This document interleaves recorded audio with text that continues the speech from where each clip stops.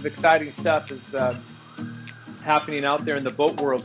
If you get a chance, type into the chat the types of boats you're interested in and where you think you might be boating, and it might make a difference as I talk. I can bring up different things for you to that might be poignant to your specific situation. So feel free to write in there and let me know what kind of questions you might be hoping get answered here today. So we'll head right into it. I'm Brian Krantz. Oh, 58 Navigator. Nice. Pacific Northwest. Oh, Missy, how are you? It's great to see you here. That's great. Excellent.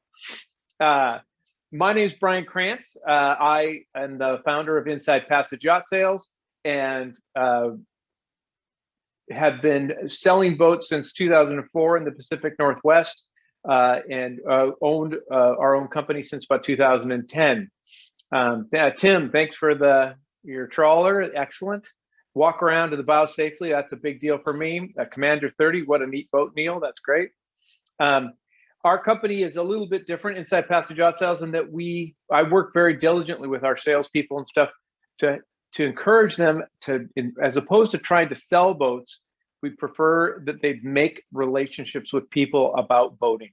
And this is a great couple and friends of ours that bought a 56-foot coastal craft from us. And as part of the final closing of the deal, they said, Brian, we've heard that you have gone tuna fishing. So we'll buy the boat if you will take us tuna fishing in it, which we did. And there's the proof is the picture right there. We really had an incredible adventure, a great time, and have a YouTube video of that trip on our website. If you go to the YouTube page, it's a lot of fun and a great thing to watch. But it's really important for me when I'm engaging with clients is that we really try to figure out what is going to work proper for them. Sometimes this might not be what we have to sell. And that's okay. It's about really making sure we get the right thing.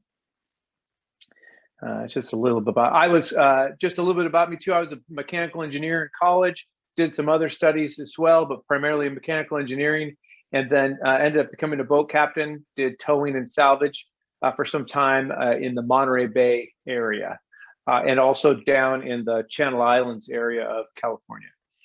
So I've got a lot of offshore experiences and time.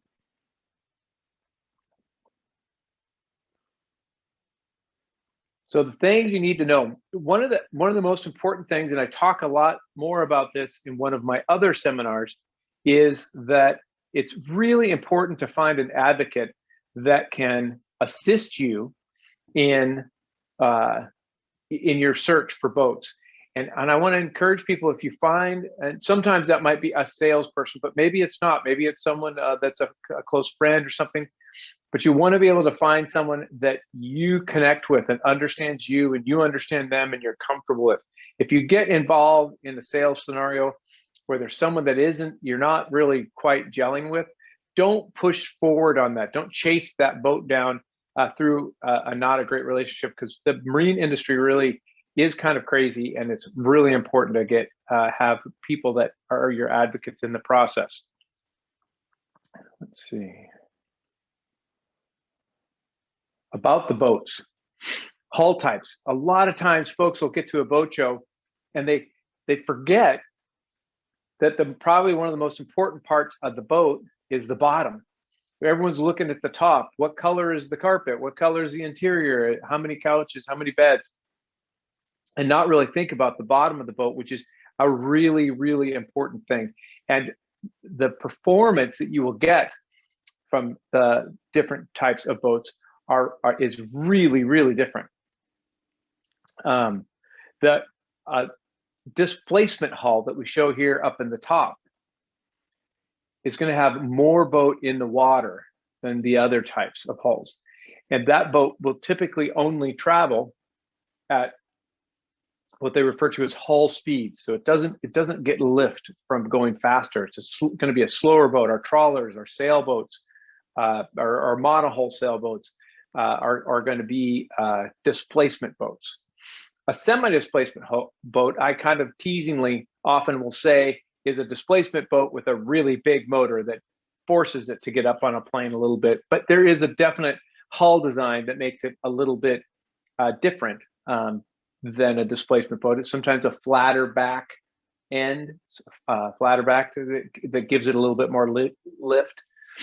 Then we have a deep V planing hull. You can see these are meant to break through the waves a lot better, but are meant also to go considerably faster. A semi-displacement hull might be 15 knots, 17 knots top speeds. These can go 50, 60, 70, 100, you're very, very, very fast, and also do it in rough seas because of the deep V. The deep V also makes those deep V planing hulls a little tippy side to side. So there's a modified deep V planing hull, has a sharper entry coming in, and then is a little flatter on the bottom to increase the stability, so it's not as tippy.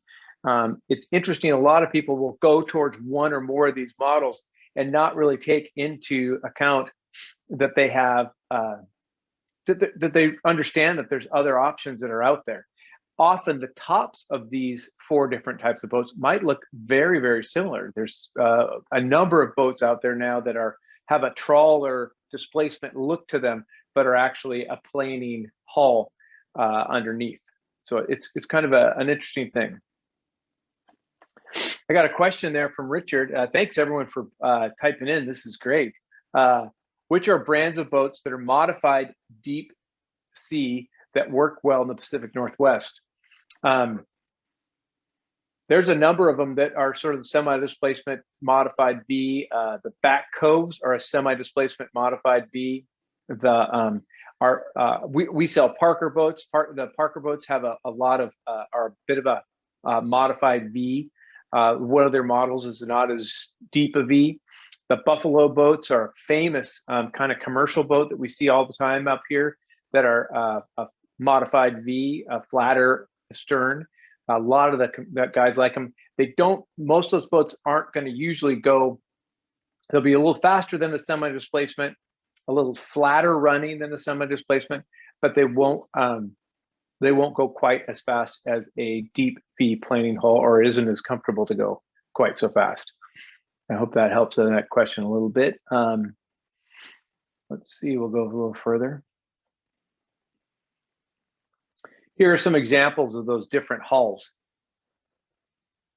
Some of the bigger cruisers, pilot house boats.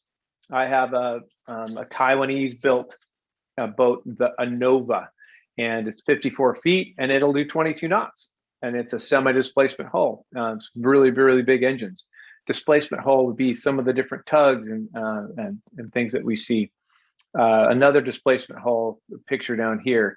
A lot of the semi-displacement, a lot of our Nordic tugs and American tugs, now they're putting bigger and bigger engines in them and are making them more of a semi-displacement. And then these boats, even though they're small in these pictures, there's lots of big planing hull boats too, but a lot of the fishing boats are planing hulls. A lot of the different sport boats, offshore boats and things like that are planing hulls, just to give you some examples of them. Hey, Brian, we have a question from Ron on the Q&A. Hey, Ron, thanks. What hulls are Kamano boats? That would be a displacement hull. Yeah, they are maybe a little flatter, they run a little bit fast, but it's going to be a displacement hull. And usually you'll know if a boat is a 8, 10, maybe 11 knot boat, that's going to be a displacement hull. It's interesting and worthy to note, and we'll talk more about it here.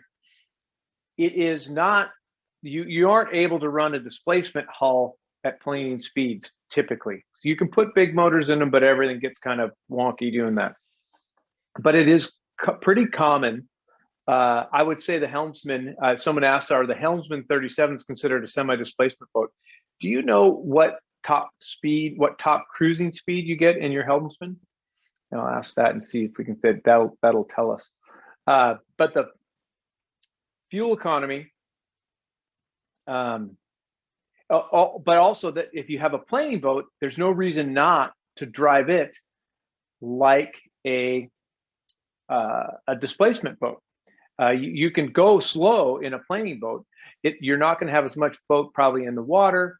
It's likely it's a deeper V. It has a different type of stability, but there's not a problem going slow. So fuel economy or speed or both is a great question. Lots of people are concerned about fuel economy, and a lot of folks automatically think that they talk about gallons per hour. The term gallons per hour, some of the more old school boaters, they don't ever talk about miles per gallon. How silly. Why would you talk about miles per gallon? We just need to know the gallons per hour. Well, the way things have changed in boating, and really the gallons per hour aren't nearly as important anymore as miles per gallon. How far are you getting on a gallon of gas? And what you'll find is that sometimes a semi-displacement trawler might get 2 miles per gallon going 8 knots. This boat down here, a faster moving boat, might get 2 miles per gallon going 24 knots. Now, this boat is using considerably more fuel, but it's getting further. So you really, for your distance, you're using a very similar amount of fuel. And it's a fascinating thing. One of the great ways of telling the difference between a displacement boat or a semi-displacement boat and a planing boat is that the planing boat at these planing speeds will do much better in fuel economy. The fuel economy curve of a displacement boat is that the faster you go, the more fuel you use. The less miles per gallon you get, the faster you go. A semi-displacement boat, it usually kind of comes up like this and it gets a little better, and then it has a curve and it gets more and more and more fuel the faster you go. You're less miles per gallon as you're going faster. A planing boat will use more fuel and then it'll level off once it's getting lift and underneath it, and stay relatively level through the rest of the thing is miles per gallon. So it's, yeah, you can learn a lot about the boats by seeing the speeds they go and how much fuel they use at the different speeds. Oh, I might not be familiar, Brad. That's a good, the helmsman is, if it's a new version of the Camino. I expect it's going to be a displacement boat, but they may have worked to try to make it a semi-displacement by putting bigger motors in it. We got another question on Q&A from Brad. Hey, Brad. I'd like to learn about your thoughts of outboards versus an inboard diesel. For example, Ranger tugs have switched to the outboards. As a consumer, what is better in terms of cost, repairs, and fuel economy?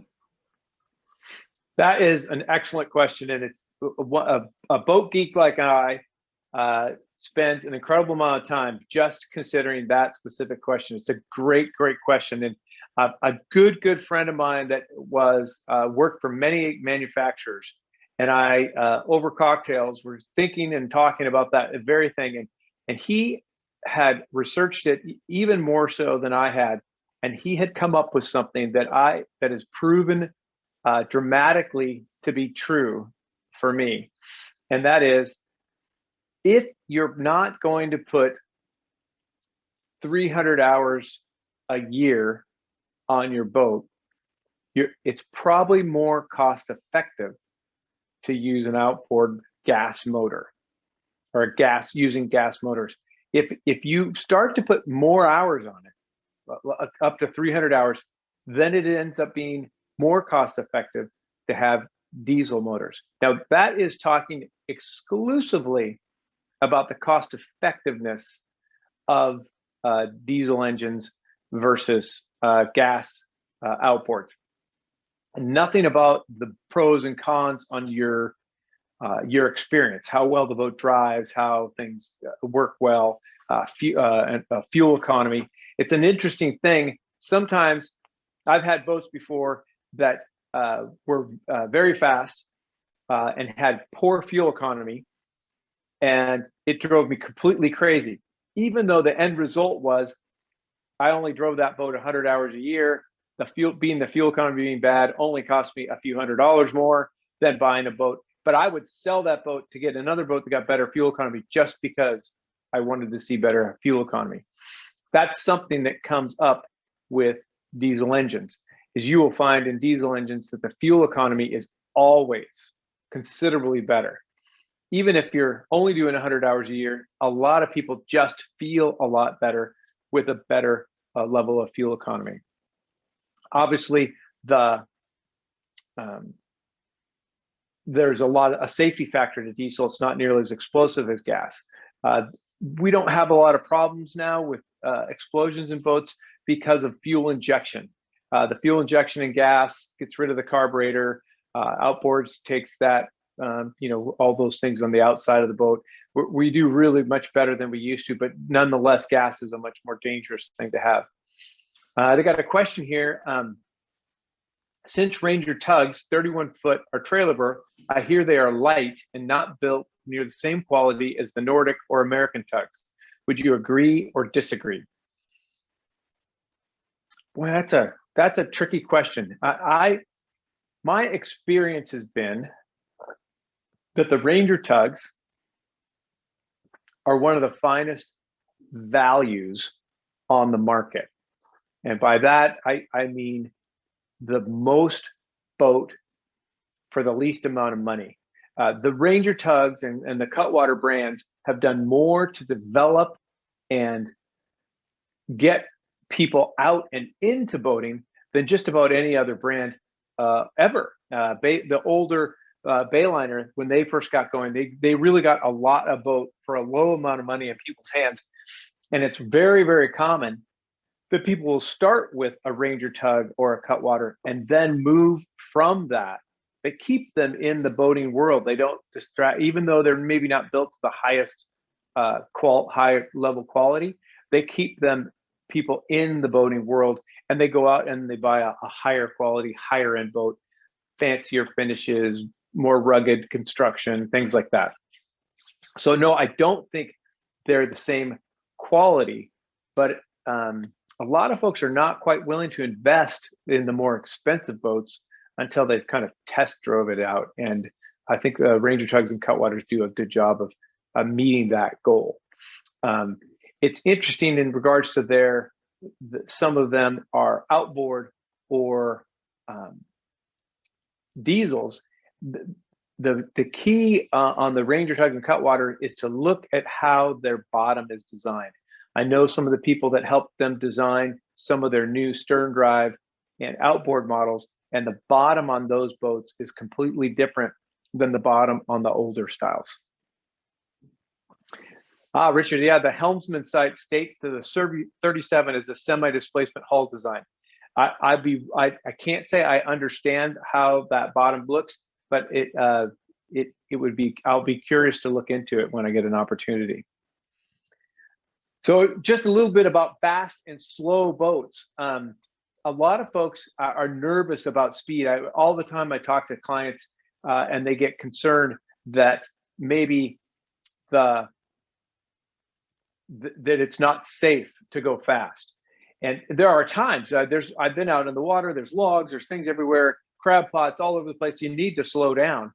But I want to encourage everyone to understand that the capability of going fast is a big plus in a very big safety thing, and a lot of reasons. If you're up in Desolation Sound and you're anchored up and you're planning on going home the next day, and you get a weather report that there's a gale coming down from the north that's going to hit at noon tomorrow in Desolation Sound, well, if you have a fast boat, you can get up early, get out in the strait, it's calm and smooth, and drive all the way south and be home long before noon when the gale hits up north.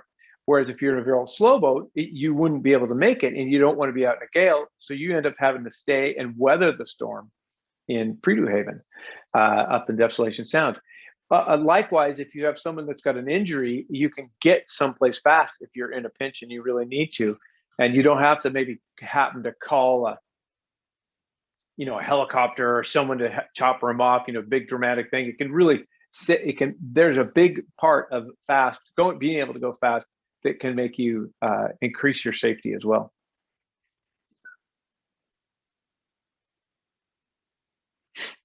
Big or small? This is a great question. And what boat do I want to get? And a lot of people always think bigger, bigger, bigger is better, but you'd be surprised how many times we sell boats to people. They get bigger, bigger, bigger, bigger, and then all of a sudden they go, you know what? That's more than I want to deal with, and they go down. and they start getting smaller and smaller. So I'm always very careful. Don't add another foot to the length of the boat unless you just have to. You know, in our boating areas around here, I really do believe they tip their hat a little bit to the smaller boats. You can get into more marinas.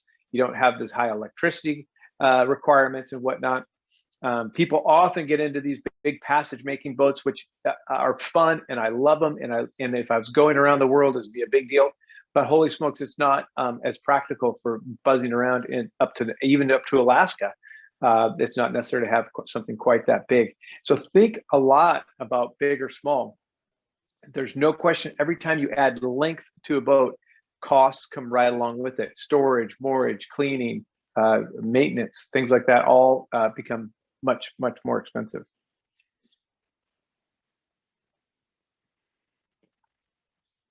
Quantity or quality? This is a little bit about the Ranger tug, Nordic tug, American tug discussion. There's a lot of brands out there that are not considered the most high-end brand. They're maybe more of a value brand, a lot more boat for your money, not the most illustrious finishes, things like that. And then there's higher quality brands. You got to think a little bit about which boat you want to get into. I think it is worthy of note to know that quality brands do hold their value better than some of the value brands.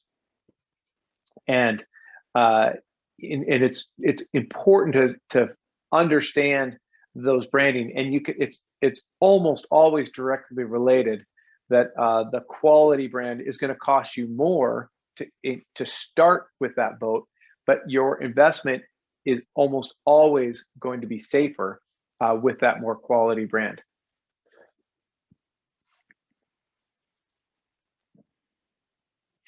High tech or low tech is something that's relatively new. In the last 10 years, I mean, cars, so much more has happened, but boats are a little lagging behind. The things that are available now in boats, I mean, we have people often in boats that are changing out their electronics on their boat every 5 years. So, I mean, if your boat you're looking for, a used one, might only be 5 years old, and you might want new electronics in it. It's really important to understand that boats that are 10 or 15 years old often will not have components that you want to be using, or that are going to give you a lot of the features of something that's considerably newer. So I call it going on to the bleeding edge, though. Sometimes the latest and greatest tech isn't tried and true and tested. If we go out in the cell phone world and you get the brand new iPhone, they've tested that. They know it's going to work. You can be confident. In the boating world, sometimes when some great new high-tech thing becomes available, it might not have been tested quite so much. So I don't always encourage people to get the very latest in marine tech, maybe the year before, that's got a little more time and tried and true stuff to it. But I get completely geeked out on all the high-tech stuff. I love gyro stabilizers. I love chart plotters and the new the new electronic flares. All these different things are just fascinating. There's so many good things, and I'd be happy to talk about any of them if anyone has questions about different technological advances in boats. Lithium-ion batteries are a fascinating one. So I'm hoping that we have some questions. We've got a good group of people here. I've kind of pinged on a bunch of topics. So let me know if there's what questions I can answer that can help you with these different topics, or do my best to. It sounds like we've got a good number of trawler and slow semi-displacement type boats, folks that are in the group.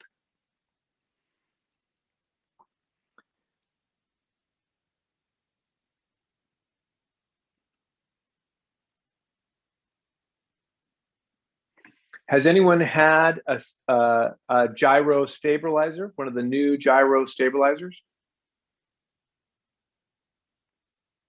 Or understand how the gyro stabilizers work?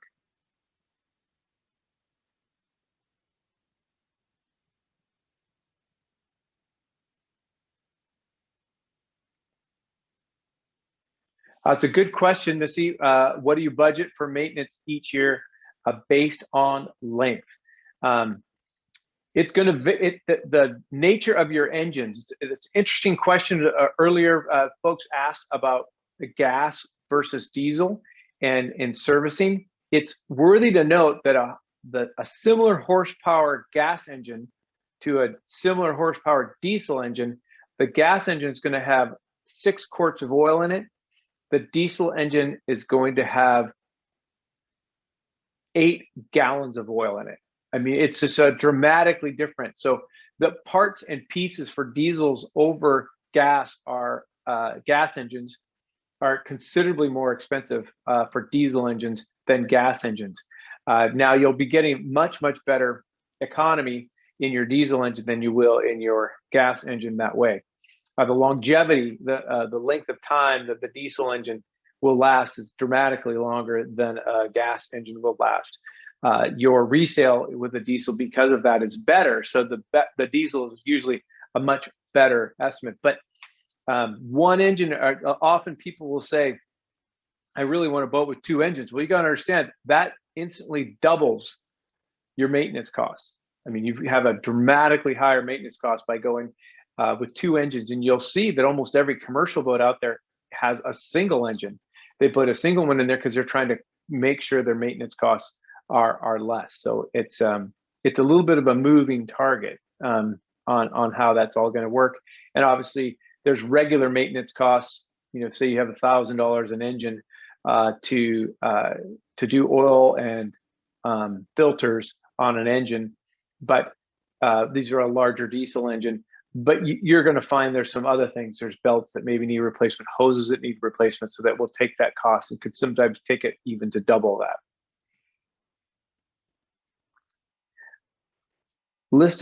Can you list and comment on brands further? Like, for instance, Grand Banks. Grand Banks is a really interesting, they got a couple interesting boats that are out there, and they have, they're definitely trying to, a lot of these sort of old school trawler brands are definitely trying to get on board with the high speed, more planing hulls.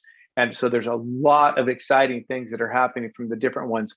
Grand Banks would definitely be considered a high-end, quality brand. But I would also say that I think a lot of their designs and their interiors are maybe a little old-fashioned in them. Outboard brands seem to be most reliable or are all about the same. No, the difference between the outboards, I think, is huge. I've been a Yamaha dealer for quite some time, and have had lots of opportunities to explore different outboards and different brands.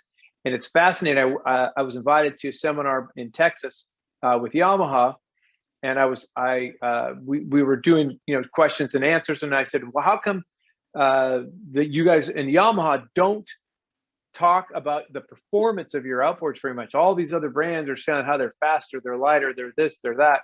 But why doesn't Yamaha do that in their ads?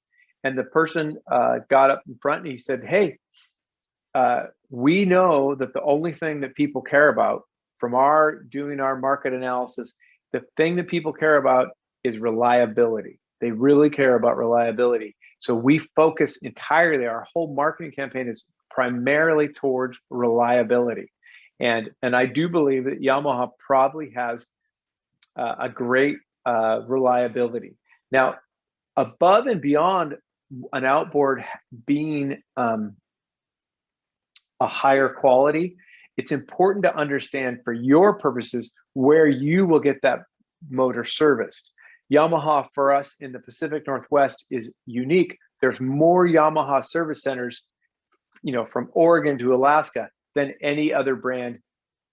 No questions asked, not even close. There's probably 3 times as many certified service centers for that brand over any other brand. So I feel like Yamaha owns a special spot for us here in the Pacific Northwest.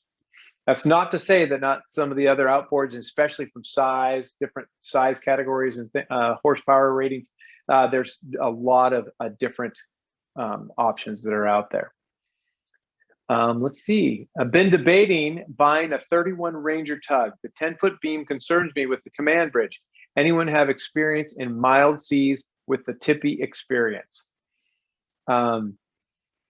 It's not going to be the most stable boat you've got, but I don't think the 31 Ranger is too bad. With the flybridge, they keep their flybridge relatively low. They keep the weight down up on top. I think it's a reasonable boat in that sense. And I thought they did a reasonable job with that boat. Any recommendations about twin outboards versus single screw inboard diesel? New Cutwater 28 versus a current Cutwater 28. Twin outboards are really popular. People feel a lot safer with two motors instead of one. But my experience has been when I was doing towing and salvage, I would go to rescue people. I was like the AAA of the sea, and I'd run out and I'd take care of folks and bring them back in. And I'll tell you that 90% of the people that had problems at sea, it was fuel or it was electricity. And in those situations, regardless of if you have a single engine or a double engine, you still were disabled. If you lost your electricity or you lost your fuel, because you can't hand start most of those motors. Now, if you did go with a single engine, I think much smarter, if you're looking for redundancy and safety, is to have a single main engine and then a small auxiliary engine, like a small kicker motor or something like that, that can help you out in a pinch, that you can start by hand, that maybe uses an alternative fuel source, that you carry an extra jerry jug of fuel. I think is really good. The difference between the Cutwaters, the currents, the 28s, is not nearly as important based on the engine. It's the bottom. They made some dramatic changes in the bottom, and I think the newer bottoms are a much more of a real planing hole instead of a semi-displacement hole, and that you'll really get some great performance, much better performance out of some of those newer models. Nordic versus. Oh, go ahead. I have some questions on Q&A from Brad. We have a case scenario from Brad. I own a Cobalt bow rider, want to move to a more all-season boat. Can you talk through the challenges in obtaining a boat slip in Seattle? The catch-22 of obtaining a boat then finding a slip for it. It's always good.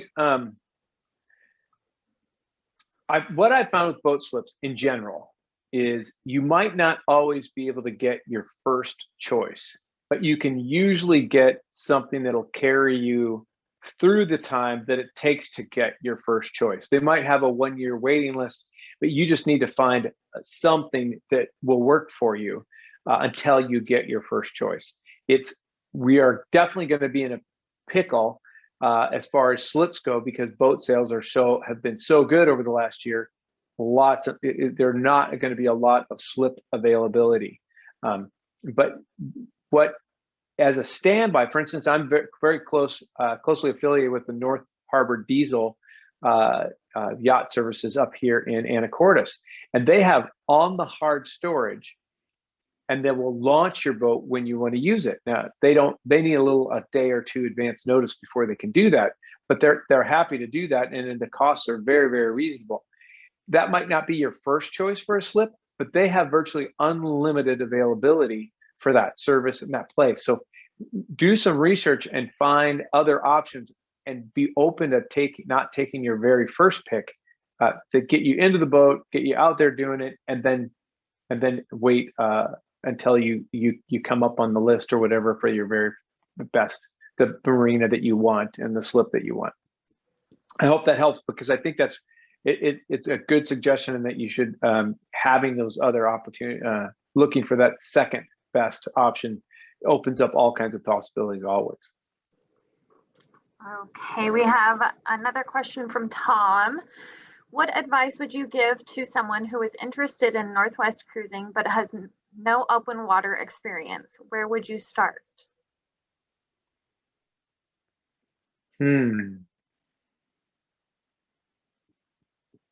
That's great. You need, if you can find someone, it's always tricky, because sometimes people are so excited about the boating adventures they've had, they don't always give the right person great advice on it. And if you can get the right person, an advocate that you can talk to about planning a trip, there's stair-stepping trips. Like when we do a delivery for somebody, a lot of times they've never been out on a boat. They haven't had a lot of opportunities to go boating. And so I often plan out their first few trips for them. Like I'll give them places to go, destinations. Maybe we'll route it together and things like that. And there's some things to do that are easier and some things that are harder. So I will develop a really nice, easy plans. Start and for as an example, start in the San Juans. Wait for a perfect day to go from Seattle up in the San Juans, and then keep your boat just locally in the San Juans. Go from marina to marina. My wife was quite nervous about cruising up to Desolation Sound on our first trip. I made a promise to her. I said, we'll only tie up at marinas. We won't anchor out, because anchoring out is a lot more challenging, a whole nother thing to figure out. And that helped her relax on the trip. Even though I felt really comfortable anchoring out, she didn't feel as comfortable. And tying up. So go on a trip, you can go to Alaska and tie up at a dock every night. You don't have to anchor out. It makes it a lot easier. Weather is a huge component. Just go when the weather's nice in the beginning. If you want to start and make it easier, go only when the weather's perfect. And if it's not, cancel. And then over time, you'll get more and more confident. You can start going out in rougher and rougher weather and pushing through it a little bit. It might be a good way to try that. Someone had asked you about pilot houseboats in the Pacific Northwest. There's so many really, really good pilot houseboats to choose from. I hope they have a good. There's just a lot of different ones. Some are more fishing, some are for more amenity, a lot more amenity in them. But we work almost exclusively with pilot houseboats at Inside Passage Yacht Sales. I got a question here on what is the typical lifetime hours on Yamaha outboards. I have a real interesting story, and I like anecdotal data. I like to hear stories from other people, that their personal experiences. I was working at a boat show up in Canada, Vancouver, and I had two guys on board, and we were discussing which was better, Volvo diesels or Yamaha outboards. And one of them ran a fishing camp up in the hinterlands of British Columbia, and all they used exclusively was Yamaha outboards. And the other one, other person had used Volvo engines, diesel engines, and he run a courier service back and forth between the mainland and Vancouver Island, and virtually ran those diesels 24 hours a day. I mean, they just about never turned them off. And it was a fascinating discussion, because I was hearing from real people, how much time they could get on their equipment. And the Volvo diesel man, he was very concerned, because he would drive the diesels for 4,000 hours and then sell them as a running takeout. And the reason he waited 4,000 hours, because at 5,000 hours, the Volvo diesels had a very expensive service that needed to be done. He could use it commercially for 4,000 hours, sell the motor, get a good price for it to someone who would use it recreational, and they'd probably never even get to that 5,000 hour service. The person with the Yamaha said he was very, very lucky to get 800 hours out of an engine under his using it commercially. And he was always very disappointed that he couldn't get much more than 800 hours. It is so uncommon for us to have someone with outboard engines that has even gotten 600 hours on them. There's no question that the diesel engines are far more robust and hold their value into higher hours, because they are capable of making better hours. There's no question about it. I hope that helps with that a little bit. Comment: Nordic tug versus American tug. I think there's some real commonality there. You're going to have to really dig to get. There's obviously some differences. There's one is made locally, one's not. There's definitely going to be some things of comparison, but I don't think it's going to be a personal preference on those. Those are very similar. Both, I think considered of high quality builds. I've got a couple questions on Q&A. Brian, what are your thoughts of value with the older Bayliner Diesel with the Hino engines like the 3388 or larger models? So the Hino engines are great engines. The challenge is that they're getting a little bit harder to get parts and service. North Harbor Diesel happens to be a very, very excellent location to take care of you. They actually manufacture some of the old Hino parts.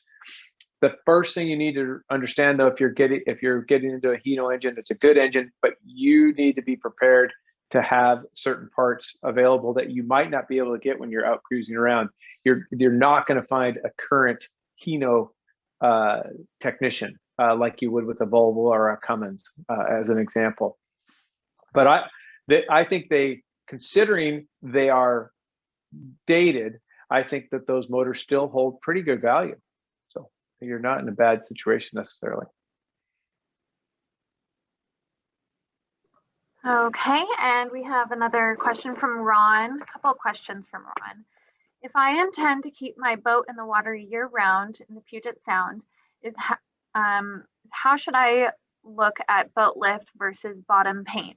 Specifically, when would one be more economical? More on that, intend on continuing with bottom paint, but will lift be economical in saving how often bottom paint needs to be applied? That was a good. I'm going to answer the first part of it a little bit, lift or bottom paint. My rule of thumb is if your boat's ever going to be in the ocean or sitting in the water, even freshwater, for more than 3 weeks at a time, you should consider protecting the bottom with bottom coating. You'll get staining, you'll get all those kinds of things. Barnacles start growing. 3 weeks is as long as I would leave it in the water. If you're never going to launch it for more than 3 weeks, then you could probably get away with just cleaning it off every time you take it out. So that would go to it wouldn't matter if you lifted it out or you trailered it out. If your boat's going to be in the water for more than 3 weeks off the lift, then I think bottom paint is important and a proper thing to do. As far as the lift extending the life of your bottom paint, that's an interesting thing. It's not going to make a huge difference depending on the growth rate. Bottom paint is an interesting thing. It falls off as things grow on, right? It's a sloughing thing. It prevents things from attaching, right? So it wears itself off by being in the water. So there's no question having it in the water causes it to wear off more. But I bet you could paint your boat 40 times for the cost of the lift as well. So there's no question it'll definitely extend your boat's lifespan and your rig and your gear's lifespan by not having those things grow on it. But it's a relatively expensive way to do it.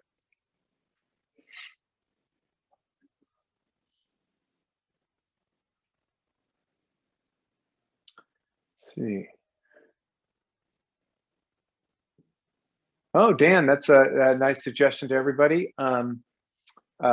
Great on the water training video, shearwateruniversity.com, located in a course. I've never heard that before. I'll have to go take a look at that. Thanks for that suggestion, Dan.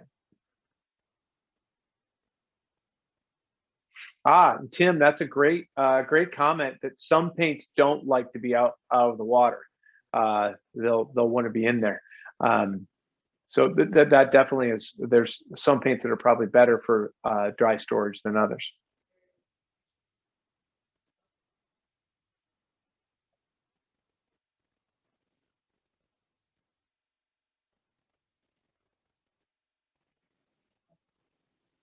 Trying to see if I've missed any questions in here in the chat. If I passed over your question, feel free to type it in again, because I only have a small screen that I can see on it here. Are there people that are comparing aluminum and fiberglass boats just based on the aluminum or fiberglass ideas? I'll mention. There were a couple questions earlier about coastal craft versus Sargo. It's an interesting thing. I've had the opportunity of representing both aluminum and fiberglass boats, and often the salespeople on one style of boat or another will just only tell you, well, theirs is better. And what I've found is that aluminum and fiberglass boats have far more similarities than they have differences. The first and most important similarity is that the higher quality of either style boat is a much better built boat. So there's high-end aluminum boats and low-end aluminum boats. There's high-end fiberglass boats and low-end fiberglass boats. And the higher end models will always outcompete the lower end models, and it's not a good time it's not a good way to compare them if you're not comparing the same quality level between the two. Aluminum tends to be lighter than fiberglass, so a lot of times even a nicely built aluminum boat can be considerably lighter than a fiberglass. Aluminum, people will always talk about aluminum being stronger, and it is in certain ways. Aluminum is malleable, so it bends. So if you hit something, it dents, right? But it will dent sooner than fiberglass will typically crack. Again, this is both our high quality boats we're talking about. So that it's the different types of impacts make a difference on each of those types of metals. A lot of times the fiberglass folks will say, oh, aluminum's really bad for electrolysis, but it's quite interesting to me that people don't understand that the nature of electrolysis in the water, and aluminum boats actually have a distinct advantage. They assume that because the boat's metal and it will be eroded by electrolysis, that creates a problem. But the metalness and the conductivity of an aluminum boat connects all the things. It bonds the boat together in a much easier than a fiberglass boat, where the metal components all have to be connected through wires that are fragile and often go without being maintained. So electrolysis can be catastrophic for either boat, and you need to prepare them both for the electrical current issues the same. And then some aluminum boats are displacement, some aluminum boats are planing. Likewise with fiberglass, you get all those different styles. Lots more similarities between aluminum and fiberglass than either of those brands will try to tell you. One of the things that fiberglass boats have that only a few of the aluminum boats have is they have a much more shape to them because of the way that they are built. They're interesting comparisons. If you're Jerry and Teresa Wells are asking, if we are considering moving up, should we sell now and wait until next year to buy?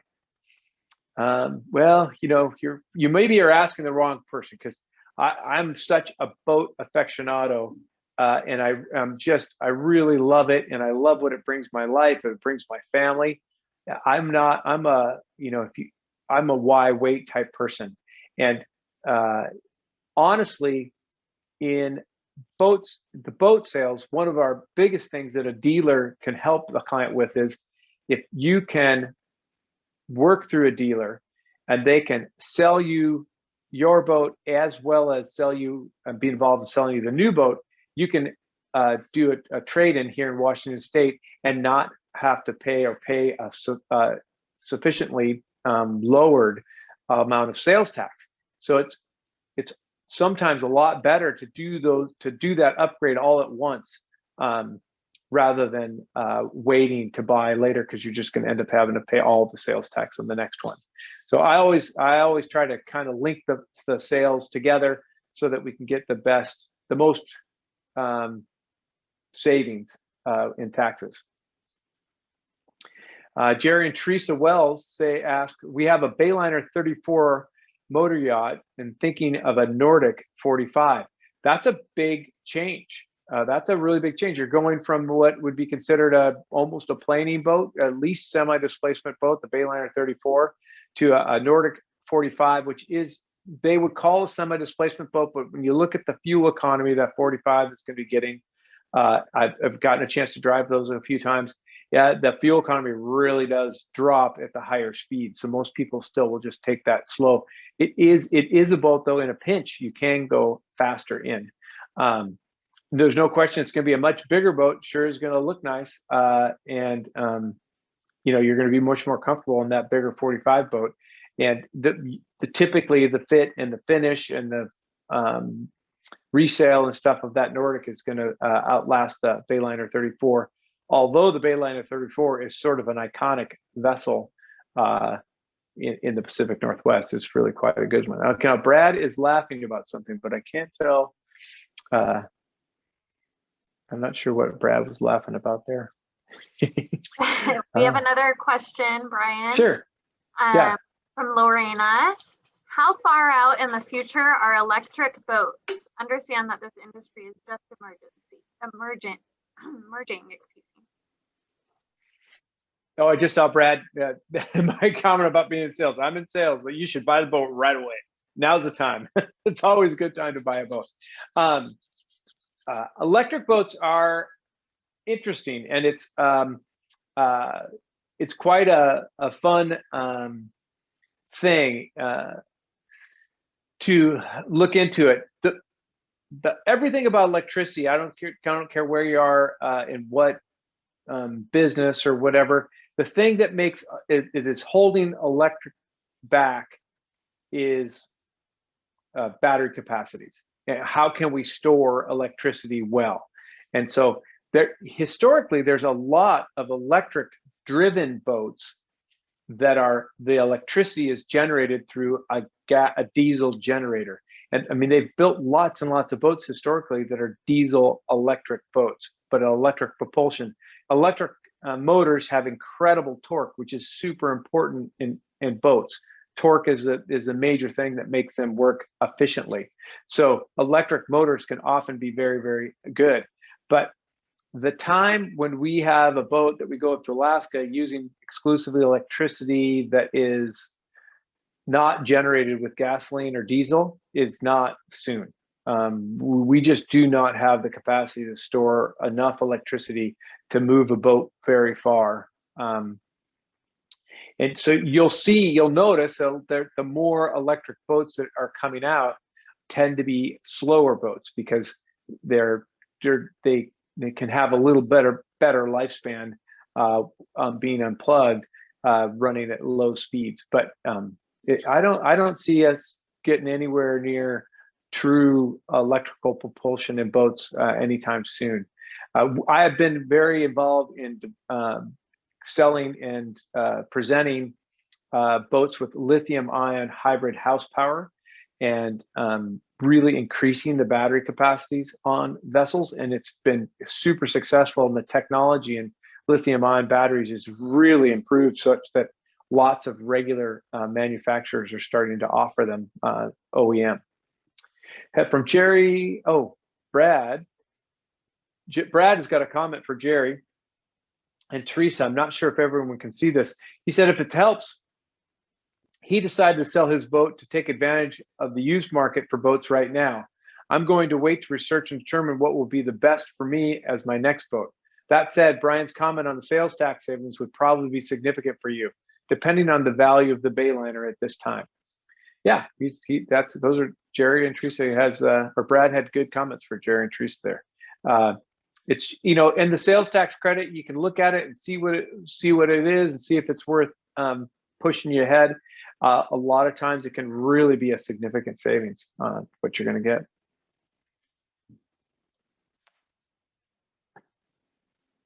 Any other questions?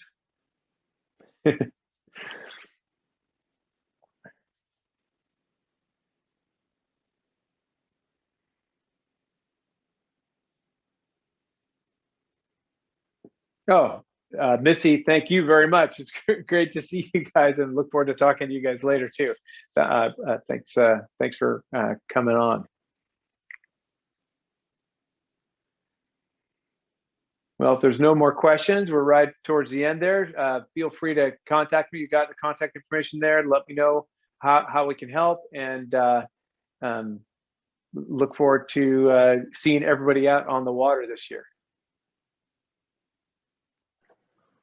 Yes, thank you, Brian, and thank you to everyone who joined in. This is our last Boats Afloat seminars for the March 2021 Boats Afloat Open House. So thank you to everyone who participated in today's sessions and yesterday's sessions. We will be uploading all of our sessions to our YouTube channel, Boats Afloat Show, in the next coming days. So keep an eye out on our social media channels and LinkedIn channels for when those will be uploaded and live ready for your viewing. Thank you. Have a good day, everybody. Bye-bye.